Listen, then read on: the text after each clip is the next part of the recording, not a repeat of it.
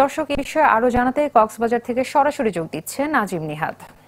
আজিম, আমরা গত পরশুদিন রাত থেকে শুরু হওয়া আন্দোলনটা দেখছি যে এখনো পর্যন্ত চলমান রয়েছে, যার কারণে সদর হসপিটালের কোনো ইউনিটে আসলে চিকিৎসা সেবা চলছে না।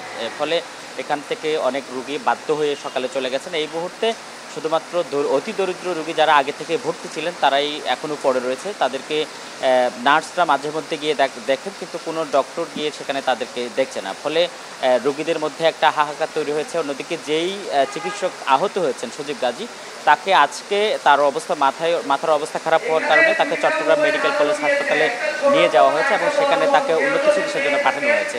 এবং আমরা সদর হসপিটালে আজকে সকালে যে বিষয়টি দেখলাম যে ডাক্তারদের মধ্যে একটা বড় অংশ আজকে সদর হসপিটালের প্রশাসনের বিরুদ্ধে আন্দোলনে নেমেছিলেন।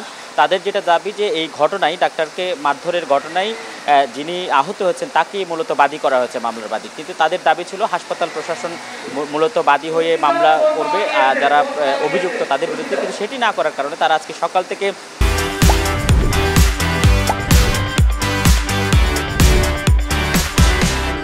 আন্দোলনে নেমেছিলেন এবং তারা বিক্ষোভ মিছিল করেছেন এবং হাসপাতালে গিয়েও বেশ কিছু সময় ধরে প্রতিবাদ সমাবেশও করেছিলেন।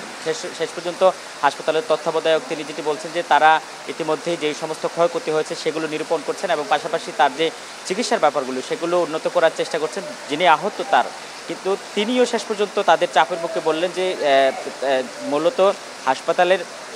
মূলত সদর হাসপাতালে যতক্ষণ পর্যন্ত নিরাপত্তা নিশ্চিত হবে না ততক্ষণ পর্যন্ত তারা আসলে চিকিৎসায় ফিরবে না। এবং ডাক্তাররাও যারা আন্দোলনকারী চিকিৎসক রয়েছে তারাও একই কথা বলছেন। ফলে এই ধরনের গুরুত্বপূর্ণ একটি জায়গায় এই হাহাকার অবস্থা বিরাজ করলেও সরকারের ঊর্ধ্বতন মহল থেকে কোনো ধরনের পদক্ষেপ নেওয়া হচ্ছে না এবং এখানকার জেলা প্রশাসন, পুলিশ প্রশাসন তারাও অনেকটা নির্বাক মতো চেয়ে আছেন এবং হাসপাতাল প্রশাসনের নিরুপায় হয়ে সেবা বন্ধ রেখেছে। ফলে এই দুরবস্থা কখন নাগাদ কাটে এবং মানুষের স্বাভাবিক চিকিৎসা সেবা কখন নাগাদ চালু হয় সেটা আসলে এখন পর্যন্ত বলা যাচ্ছে না।